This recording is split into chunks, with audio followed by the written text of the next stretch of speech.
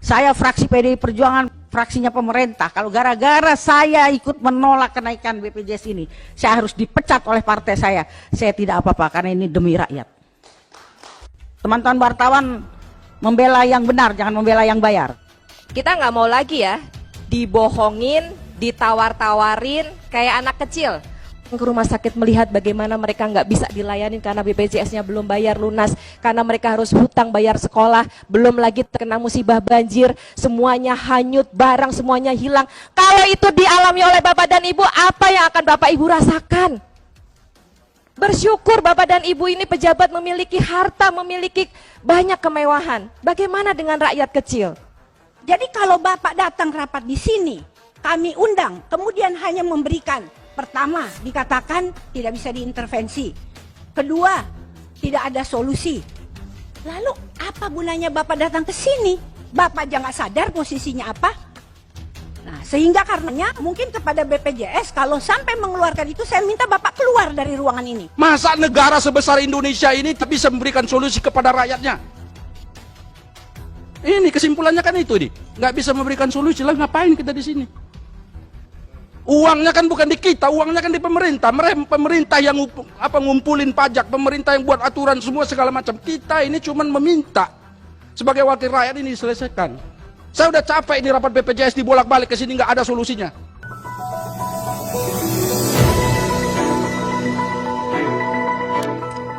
Menteri Kesehatan Terawan mendapat protes keras dari anggota DPR Komisi 9. Dalam rapat tersebut, anggota Komisi 9 mengatakan, di sini kita tidak lagi main kubu-kubuan. Tak peduli dari partai mana, yang terpenting di sini kita sehati untuk memperjuangkan hak rakyat. Jika ada yang keberatan dengan tindakan atau protesan kami ini, kami rela dicopot demi bisa menyuarakan isi hati rakyat. Wow, ini baru wakil rakyat. Yuk kita simak isi video ini sampai tuntas agar tidak gagal paham.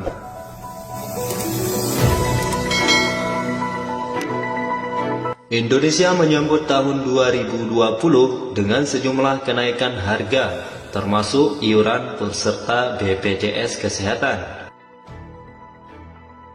Sebagai pengingat, peserta kini dibebankan iuran yang besarnya 2 kali lipat nominal sebelumnya. Kebijakan itu membuat publik menjerit. Tak hanya dari kalangan masyarakat, banyak pejabat daerah juga merespon negatif kebijakan tersebut. Mereka meminta agar kenaikan iuran BPJS Kesehatan ditunda sampai pelayanan di rumah sakit membaik.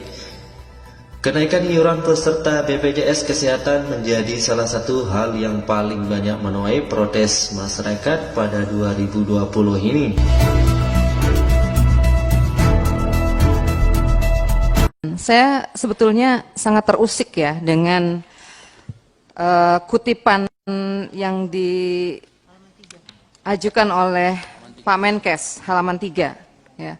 BPJS Kesehatan dalam menyelenggarakan program jaminan kesehatan nasional berhubungan dengan badan hukum publik lainnya, kementerian lembaga, hubungan kerja tersebut bersifat kemitraan, koordinatif, konsultatif, sinergitas, dan seterusnya, sampai kemudian oleh karenanya tidak ada kementerian atau lembaga yang dapat mengendalikan sampai titik, kecuali ada penugasan khusus dari Presiden. Ini sumbernya website BPJS Kesehatan. Pak Menteri tolong tunjukkan ini di mana ini, website yang mana ini. Kenapa? Karena ketika ini dikutip oleh Pak Menteri, ini sungguh menunjukkan kelemahan Pak Menteri di hadapan BPJS. Bapak sebagai regulator, kemudian BPJS sebagai operator. Tapi ternyata nggak ada koordinasi, dan ini kemudian menggambarkan betapa patologisnya koordinasi antara kementerian dan lembaga. Di mana peran DJSN, di mana peran Dewas? Kok kemudian sekelas menteri aja nggak bisa berhubungan, nggak bisa langsung mengendalikan BPJS seperti itu. Saya minta tolong ditunjukkan di mana ini websitenya. Terima kasih pimpinan. Interupsi. Oh ya. Saya dari tadi sudah angkat tangan tapi tidak dikasih kesempatan. Sebentar, silakan. Dari tadi interupsi. Silakan. Baik, pimpinan komisi yang saya hormati, teman-teman anggota DPR dan mitra yang hadir di tempat ini. Hari ini kita tidak sedang mencari popularitas, tetapi kami capek sebagai anggota DPR dianggap tidak pernah berbuat apa-apa, tidak pernah bekerja. Ya, semua kesimpulan, kesepakatan yang sudah ada, yang sudah dibuat itu dilangkahi. Yang menjadi sasaran kami adalah wakil rakyat. Ketika kami pulang kemarin, kami dianggap hanya duduk di DPR, ya 5D, duduk diam dengar duit, cuman itu tanpa ada sebuah aksi yang kami buat. Dan hari ini saya mendapat sebuah materi dari Pak Menkes. Sebelum saya lanjut, saya mau tanya, ini materi memang dibuat dari Bapak Menteri? Ini bukan materi yang ilegal? Jelas dari Menteri Kesehatan? Oke, baik. Saya mohon penjelasan sebentar pada halaman 3. Ini ada kutipan tentang BPJS Kesehatan, bahwa begitu hebatnya BPJS Kesehatan di sini, bahwa tidak ada kementerian atau lembaga yang dapat mengendalikan, mengatur, dan mengintervensi BPJS Kesehatan kecuali ada penugasan khusus dari Presiden. Ini maknanya apa? Sedangkan pada kesimpulan di sini dikatakan bahwa Kementerian Kesehatan belum bisa memberikan solusi atas permasalahan hutang klaim rumah sakit dan defisit DJS karena sangat membutuhkan transparansi dari BPJS Kesehatan untuk mengungkapkan masalah keuangan yang terjadi di dalam BPJS Kesehatan. Tetapi sini sudah dibatasi bahwa BPJS Kesehatan itu tidak bisa diutak-atik. Kalau memang hari ini ternyata tidak ada relevansi BPJS Kesehatan dengan kami DPR, mendingan ya kita nggak usah rapat aja gitu ya. Interupsi pimpinan kanan. Kalau kita sepakat, saya langsung ya. Kita selesai Sudah dulu diizinkan? ya. Ini mungkin Kanan Pak, Bu. Kalau ya, memang Bang tidak Gi. dilanjutkan. Ban of clearing, saya belum selesai bicara. Kalau memang sudah tidak ada relevansinya dan BPJS Kesehatan tidak bisa tersentuh, mendingan kita stop aja rapat ini, kita bahas yang lain. Karena apa? Energi kita mau berpikir untuk apa yang kita bantu rakyat ke depan dengan mitra-mitra kita. Bukan hanya menyelesaikan persoalan ini. Ada Dewan Pengawas BPJS Kesehatan, sejauh mana mengawasi semua kinerja dari mitra yang ada. Kalau hanya kita habiskan energi begini, mendingan stop rapat, nggak usah rapat. Itu dari saya. Terima kasih. Baik. Beberapa hari yang lalu sebelumnya kita panggil juga di sini Asosiasi Pemerintah Kepala Daerah. Mereka juga terkejut dengan kenaikan ini dan mereka merasa semuanya itu memberatkan karena APBD mereka sangat dirugikan dengan adanya kenaikan ini. Begitu juga dengan rumah-rumah sakit, Asosiasi Rumah-Rumah Sakit Daerah, begitu kita tanya, ternyata mereka tuh merasa bahwa pelayanan tidak otomatis meningkat dengan kenaikan iuran itu. Lalu apa manfaatnya kenaikan ini? Sementara di lain pihak kita lihat pemerintah masih jor-joran itu bansos sana bansos sini, tapi yang begini nih, ini hak dasar fundamental rakyat diatur dalam konstitusi, bukan hanya undang-undang, di dalam konstitusi hak untuk tentang kesehatan ini dijamin. Tapi ini disia-siakan oleh pemerintah begitu saja. Nah karena itu pimpinan, saya minta jangan hanya soal ketegasan, ini soal komitmen, keberpihakan negara untuk memberdayakan dan memperlakukan rakyat itu secara benar. Orang di kampung saya sana sedang menunggu hari ini. Mereka tidak sanggup, saya jamin mereka tidak sanggup untuk ikut membayar ini. Orang yang diwajibkan, ini undang-undangnya semua warga negara wajib menjadi peserta BPJS. Tapi kalau mereka tidak sanggup, apakah mereka harus dihukum semua karena melanggar undang-undang? Tidak bisa seperti itu. Harus diselesaikan ini. Kan wajib, coba dibaca undang-undang BPJS itu. Setiap warga negara wajib menjadi peserta. Kalau mereka nggak sanggup, apakah akan dihukum? Ada yang berani? Atau mereka tidak boleh berobat? Mereka tidak boleh datang ke rumah sakit? Negara lalai, negara itu tidak adil, melanggar sila kelima Pancasila. Tidak boleh. Ini yang saya minta ketegasan hari ini. Bukan hanya sekedar, ini kalau saya baca kesimpulannya, ini Pak Menteri kan mau baca ini. Baca ini kesimpulan terakhir. Di sini disebut apa? Kementerian Kesehatan belum bisa memberikan solusi. Ya kalau nggak bisa, ngapain kita bicara di sini? Masa negara sebesar Indonesia ini tak bisa memberikan solusi kepada rakyatnya? Ini kesimpulannya kan itu nih, nggak bisa memberikan solusi lah, ngapain kita di sini? Uangnya kan bukan di kita, uangnya kan di pemerintah.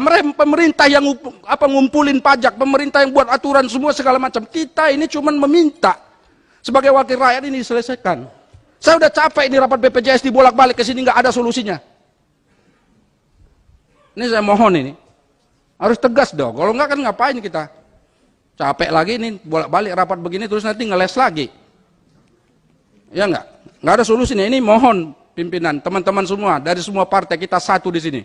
Nggak ada sini kubu pemerintah, nggak ada di sini kubu, yang adalah kubu rakyat Indonesia. Kita harus bersatu dalam hal ini. Demikian pimpinan, terima kasih. Assalamualaikum warahmatullahi wabarakatuh. Waalaikumsalam. Kalau begitu kami mendengarkan Pak Menteri dan jajarannya mendengarkan dulu semua apa yang dihadapi oleh anggota Komisi 9 di lapangan. Kami persilakan. Pemerintah itu memang ngadakan BPJS, emang niatnya untuk defisit. Dulu udah diniatin 26 triliun, kalau sekarang masih 20 triliun, masih kecil itu. Jangan dibuat alasan kita masih defisit lah, sehingga harus naik, harus macam-macam. Nggak bisa, ini jaminan bukan asuransi. Memang niatan hibah itulah tanggung jawab negara. Yang saya suka bilang, dorong saudara menteri, berani nggak bilang nih kelas 3. Rumah sakit negara maupun swasta dibeli dulu sama negara nih. Toh juga nggak bakalan kepake semua tuh. Orang-orang menengah ke atas nggak mau dah di kelas 3. Tapi paling tidak ada tanggung jawab negara gitu loh. Bahkan saya ngobrol sama Pak Hasbullah Tabrani itu, bisa nggak bang gini-gini? Bahkan kelas 2 juga bisa nih. Coba deh ngobrol deh. Saya bilang Komisi 9, undang tuh Pak Tabrani. Kenapa sih masih semua di alasannya karena defisit? Ya memang untuk defisit, untuk rugi. Kalau dia omongin masalah kayak asuransi, nggak ada untungnya lah. Memang itu hibah negara, tanggung jawab negara. Kalaupun masih ada orang mandiri bayar itu udah alhamdulillah, ya seperti saya bilang, masih lagi dipaksa 5 orang itu pemerasan itu saya bilang. Terus sekarang naik lagi. Tadi kronologinya panjang lebar, Ketua Komisi membacakan sikap DPR menolak kenaikan itu. Pemerintah untuk menaikkan premi itu persetujuan DPR. Kalau DPR menolak, nekat naik, itu melanggar undang-undang. Di opini sekarang malah dibilang DPR yang melanggar undang-undang. Kalau rumah sakit menolak pasien, itu yang melanggar undang-undang. Wartawan catat itu. Rumah sakit yang menolak pasien itu yang melanggar undang-undang, bukan Komisi 9 yang melanggar undang-undang. Jangan diputar balik. Teman-teman wartawan membela yang benar, jangan membela yang bayar. Kadang-kadang pesan sponsor juga nih kawan-kawan wartawan. Ntar kalau udah istrinya mau melahirkan, WA gue deh. Bu, istri saya mau melahirkan, anak saya sakit lah apa. Wartawan juga termasuk nggak dapet KIS. Ini kita lagi memperjuangkan hak wartawan juga nih. Semua rakyat Indonesia ditanggung oleh negara. Maka itu saya udah bilang sama teman-teman, jangan ada yang lagi diwawancara, inilah datanya lah, Kemensos lah, apalah. Udah kalau bicara data, nanti orang meninggal udah banyak lagi. Udah nggak ada data, semua warga negara ditanggung oleh negara. Kalau negara baru bisa menjaminkan kelas 3, tapi paling tidak ada upaya negara gitu loh. Kelas 3 dulu, syukur-syukur alhamdulillah besok-besok kelas 2, kelas 1, kelas 3 dulu deh. Swasta negeri bisa sebetulnya. Ini teman-teman BPJS coba deh. Malah sekarang laporannya dari mana-mana mau bawa advokasi rakyat ke rumah sakit, Mbak, rumah sakitnya katanya udah diputus sama BPJS kerjasamanya. Kayak WA Pak Fahmi Idris, BA Mbak Hanylayani, BA Mudiarno, katanya rumah sakitnya yang nolak. Tapi dari versi ini BPJS yang menolak. Dulu DJSN yang menyalahkan rumah sakit tidak mau kerjasama dengan BPJS. Sekarang rumah sakit semua pengen kerjasama BPJS, BPJS yang nggak mau. Ya gimana sih? Harus satu keharusan rumah sakit mau kerjasama dengan BPJS. BPJS-nya yang inilah begono lah begini. Dan tidak ada lagi, Saudara Menteri, kita ke mana Medan? Sibolga ya? Sibolga. Binjai. Wali kotanya punya rumah sakit kebetulan tipe B. Bayangin Bu Ripka, rakyat kami tidak bisa menikmati rumah sakitnya. Karena apa? Dia di tipe B, jadi rakyatnya harus dulu puskesmas ke C dulu jauh. Baru kalau dirujuk ke B. Coba rujukan kayak gitu. Padahal ntar Di saya juga udah bayar dulu BPJS, di puskesmas bayar dulu, itu kebobolannya BPJS kayak begitu. Karena tiap rujukan bayar, Nah coba dievaluasi seperti itu, tapi paling tidak sekarang ada terobosan dulu nih, rakyat biar adem. Tadi buru-buru bener itu. Kita sampai ditekan di hak interpelasi loh, kalau sampai hak interpelasi, waduh. Repot nih nanti.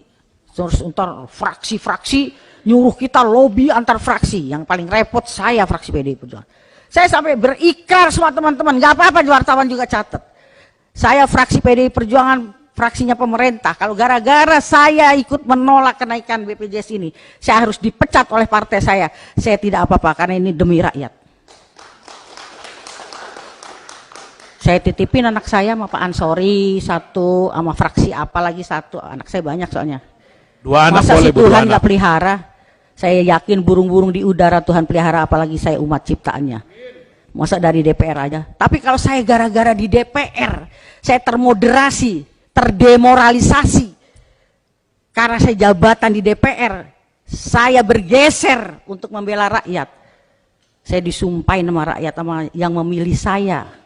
Ketika rakyat memilih saya tidak akan ragu, saya milih Dr. Ripka Ciptani. Masa sekarang saya membela konstituen saya harus ragu, ntar gue dipecat nih, ntar gue dipecat. Enggak lah. Benar nih Saudara Menteri, ini saya betul berkomitmen itu. Masa sih kalau saya harus ditegur, enggak apa-apa lah.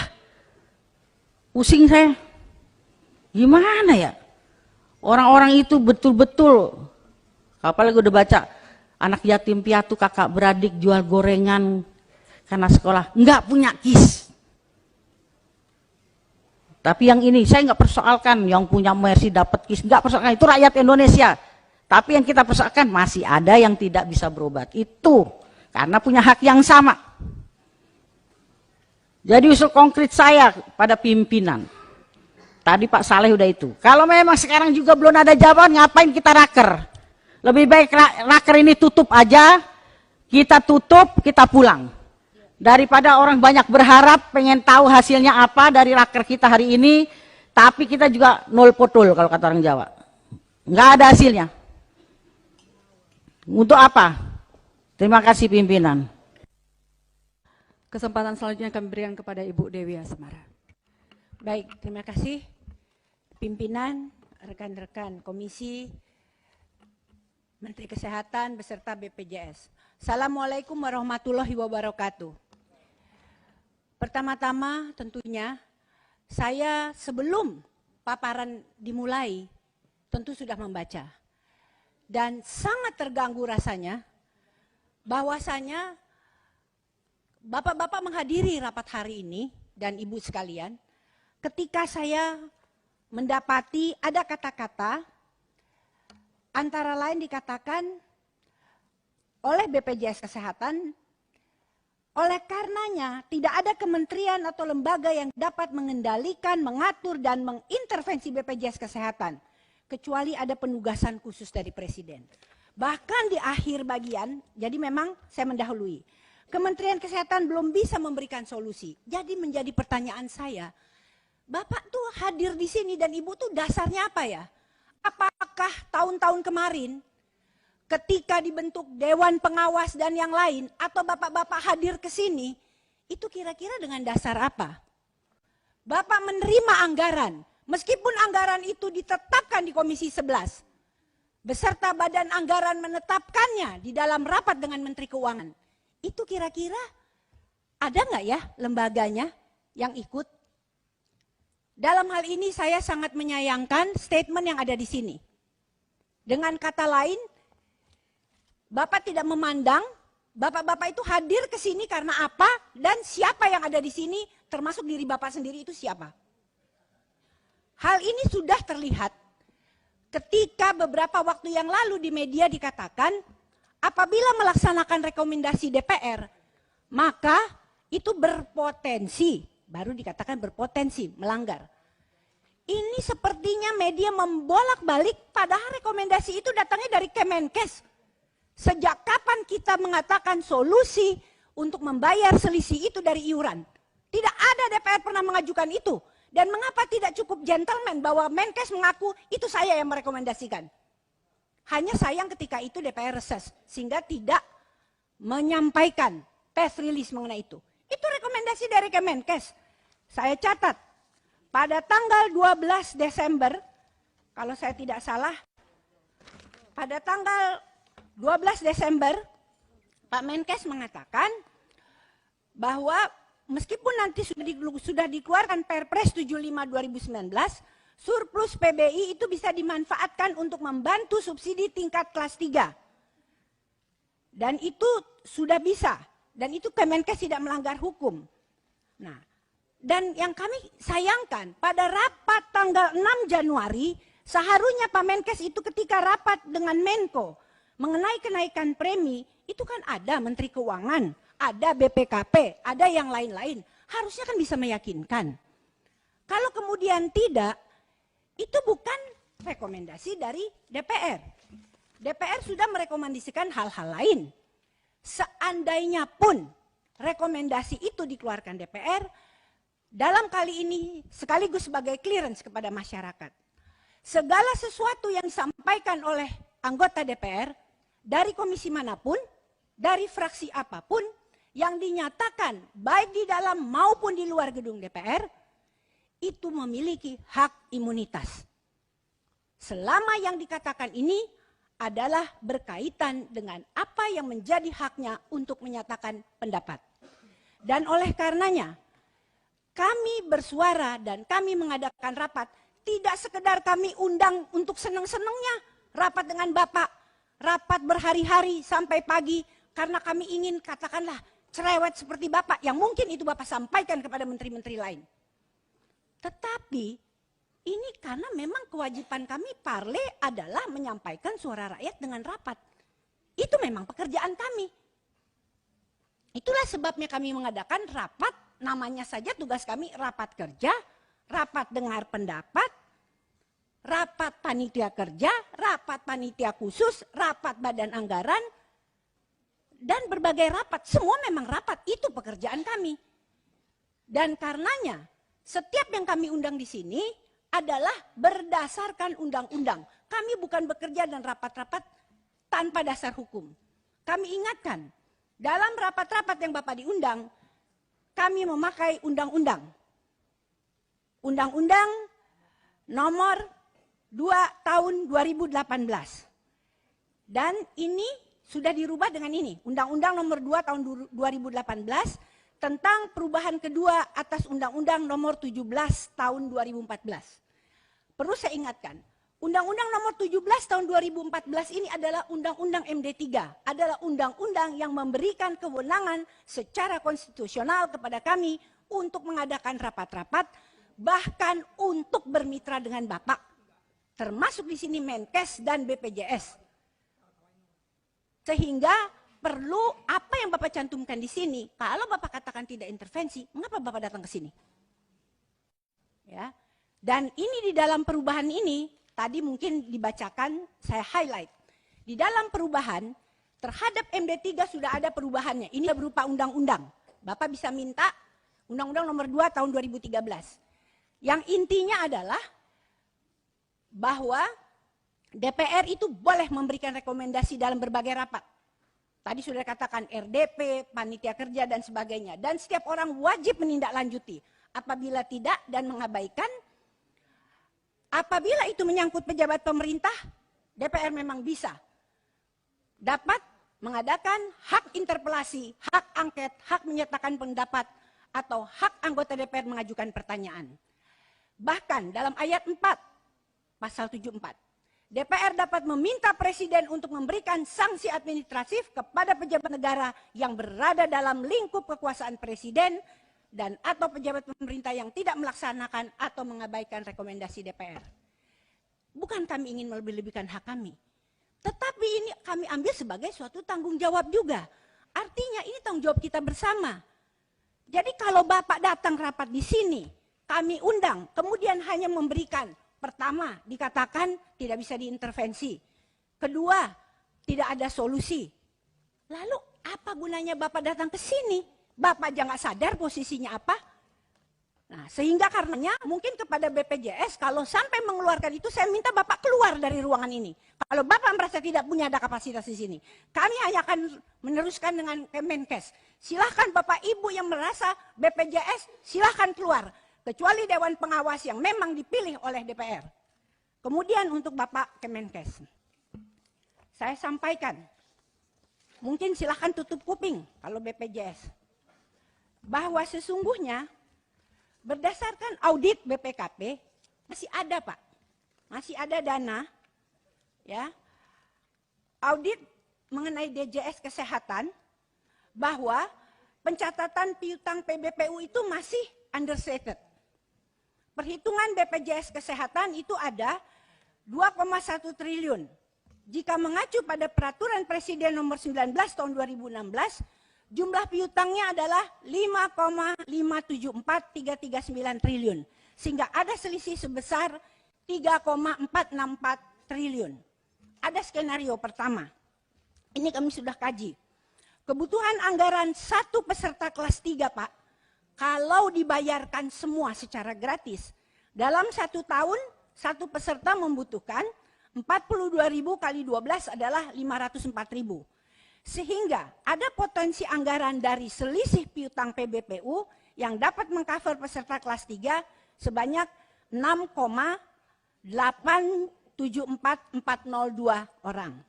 Skenario kedua, jadi sekitar 6,8 juta. Skenario kedua, jika yang kita bayarkan adalah selisih kenaikan, yaitu sebesar 16.500, maka kebutuhan anggaran satu peserta kelas 3 dalam 1 tahun itu kan 198.000. Sehingga potensi peserta yang bisa kita bayarkan adalah sejumlah 17.498.479 orang. Memang masih kurang Pak, karena baru 17 juta, sementara yang kita ada datanya adalah sekarang 19 juta. Nah, dari mana kita temukan lagi dana yang untuk selisih 2 juta orang itu lagi? Itu bisa kita dapatkan, pertama, ada kasus kelebihan klaim yang menyedot dana jaminan sosial sebesar 845,507 miliar. Nah, ini mungkin masih bisa kita tarik. Kemudian yang kedua, yang patut menjadi pengetahuan kita bersama dan masyarakat. Penghematan dana jaminan sosial harusnya adalah dengan efisiensi dana operasional BPJS Kesehatan. Saya ambil contoh saja.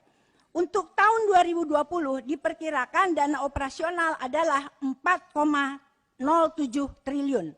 Harusnya ini ada efisiensi. Kalau kita merujuk rencana kerja anggaran RKAT 2019, BPJS Kesehatan menganggarkan beban insentif kepada direksi sebesar 32,88 miliar. Jika dibagi ke 8 anggota direksi, maka setiap anggota direksi mendapatkan insentif 4,11 atau 4,11 miliar per orang. Dengan kata lain, seluruh direksi menikmati insentif 342,56 juta per bulan. Sementara beban insentif Dewan Pengawas BPJS Kesehatan juga antara lain kurang lebih kepada 7 Dewan Pengawas rata-rata sebesar 2,55 miliar. Jika dalam 12 bulan insentif yang diterima Dewan Pengawas adalah 211,14 juta per bulan. Dengan kata lain, kalau kita berbicara mengenai suatu badan yang rugi, ya ada hati juga untuk mengadakan penghematan. Tentu dengan mengadakan efisiensi operasional, saya mengharapkan bisa menemukan angka untuk bisa mendapatkan yang 2 juta lagi.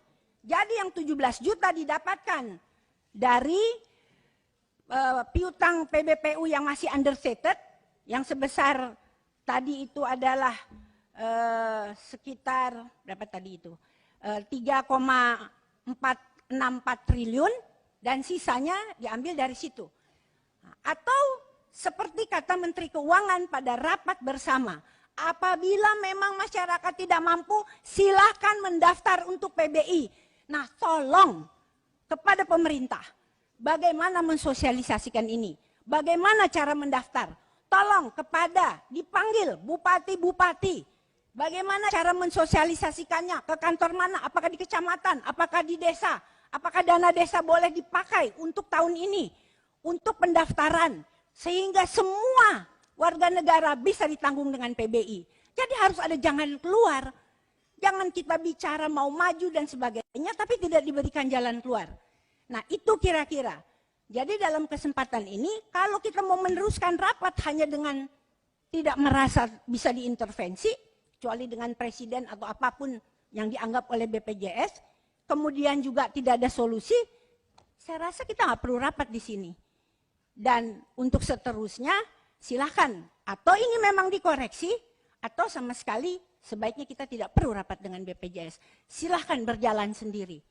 Toh rakyat yang akan bisa menilai. Dan ini kita perlu bersurat, baik kepada Badan Anggaran maupun pada Komisi 11, untuk bisa menyampaikan bahwa mitra kerja yang secara resmi kita terima dalam rapat paripurna sebagai mitra kerja Komisi 9, mengatakan tidak lagi menjadi mitra kerja dengan DPR RI.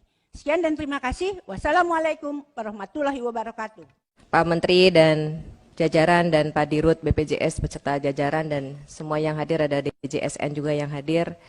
Teman-teman semua Komisi 9 yang satu seperjuangan, insya Allah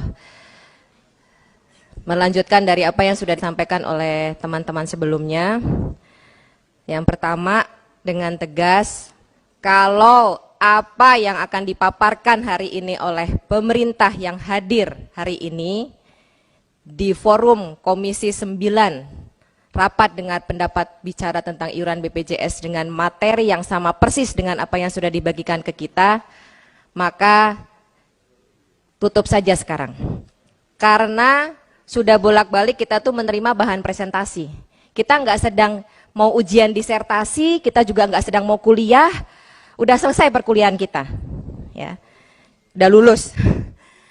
Artinya kita nggak mau lagi ya dibohongin, ditawar-tawarin kayak anak kecil, mau permen yang ini atau permen yang ini atau permen yang ini, gitu. Tapi ternyata nggak ada yang manis gitu, 3 permen itu kita nggak mau lagi. Jadi semua paparan yang sudah dikirim kami sudah baca. Kecuali punya BPJS Kesehatan baru kami baca hari ini karena baru dikirimkan sampai di meja kami pada saat kami menjelang rapat. Ini juga menjadi pertanyaan. Yang lainnya udah masuk kemarin, kenapa baru masuk pada hari ini? Padahal itu yang akan kita pertanyakan dan akan kita bahas pada rapat hari ini. Tapi kenapa justru paling lambat? Tapi udahlah, kita tidak mempersoalkan masalah materi karena kita tidak sedang mendiskusikan materi presentasi, tidak. Jadi kalau apa yang akan disampaikan oleh Pak Menteri atau Pak Dirut hanya sekitar putaran bahan presentasi, kita sudah khatam, sudah selesai bacanya, nggak ada guna, ya. Itu yang pertama. Yang kedua, saya hanya ingin mempertanyakan kepada semua yang hadir di sini mewakili pemerintah, apakah pemerintah masih punya itikat baik untuk membela rakyat kecil? Masih punya nurani enggak? Masih punya hati enggak untuk masyarakat kecil? Kami baru selesai melakukan reses. Nangis Pak Menteri, nangis. Pak Dirut, kami nangis melihat bagaimana, ini saya Jakarta loh. Bagaimana di Jakarta yang sudah begitu mewahnya pelayanan kesehatan aja saya masih nangis melihatnya. Karena masih banyak orang jualan pisang goreng harusnya masuk PBI nggak masuk. Ya, kita tolongin, kita bantuin. Kita advokasi begitu banyak masyarakat. Kalau semua harus diadvokasi oleh Komisi 9 cuma 51 orang ini, sementara jumlah penduduk Indonesia banyak, bagaimana rakyat akan hidup dengan baik mendapatkan hak pelayanan kesehatan, padahal itu adalah amanat Undang-Undang Dasar Negara Republik Indonesia tahun 1945. Sedih kita semuanya mendapatkan hasil dari reses kita. Kalau kemarin air mata kita berkering hari ini. Kemarin saya benar-benar nangis melihat, datang ke rumah sakit melihat bagaimana mereka nggak bisa dilayani karena BPJS-nya belum bayar lunas, karena mereka harus hutang bayar sekolah, belum lagi terkena musibah banjir, semuanya hanyut, barang semuanya hilang. Kalau itu dialami oleh Bapak dan Ibu, apa yang akan Bapak Ibu rasakan? Bersyukur Bapak dan Ibu ini pejabat memiliki harta, memiliki banyak kemewahan. Bagaimana dengan rakyat kecil? Hanya untuk mendapatkan sedikit saja uang dari APBN, uang mereka juga karena mereka juga punya hak di situ. Kenapa begitu susah? Pemerintah membayar hutang 2020 ya sekitar 295 triliun baru bunga hutang saja. Belum pokok utangnya sekitar 350 sekian triliun. Mampu membayar hutang. Kenapa membayar defisit nggak mampu? Ini hak rakyat kecil. Membayar ratusan triliun mampu. Hutang. Kenapa? Karena kita malu terhadap negara yang dihutangin atau malu terhadap yang dihutangin. Tapi bagaimana kita bisa menjaga kebersamaan dan keutuhan NKRI ini dan bagaimana mensejahterakan masyarakat rakyat Indonesia. Rakyat kelas 3 ini kita cuma minta nggak banyak kok, cuma kelas 3 ini tolong dibantu, tolong dibantu. Ya. Bagaimana kami itu harus bicara lagi, berapa kali kita rapat meminta pemahaman, meminta dukungan supaya bisa dibantu rakyat kelas 3 ini. Nggak minta yang lain kok. Itu yang kedua. Yang ketiga, sekarang kita mengalami satu proses migrasi yang sangat luar biasa, dahsyat angkanya. Dari kelas 1, kelas 2, turun ke kelas 3 sudah menembus di angka 800.000. Iya benar ya Pak Dirut ya? Kelas 1 aja yang katanya mampu, mereka juga turun kelas. Itu berarti apa? Kenapa nggak mereka bertahan di kelas 1? Kalau memang mereka mampu, mereka pindah dan sekarang sudah menembus di atas 800.000 angka migrasi ini. Apakah defisit akan selesai? Nggak akan. Hanya akan menambah benang ruwet dari masalah defisit BPJS ini. Maka kami yang terakhir pimpinan melengkapi dari apa yang sudah disampaikan oleh teman-teman sebelumnya, saya juga sama dengan teman-teman sebelumnya. Kalau rapat hari ini tidak ada keputusan apapun juga, tutup saja sekarang. Dan saya juga saat ini saya mohon pamit dari ruangan ini. Terima kasih. Assalamualaikum warahmatullahi wabarakatuh.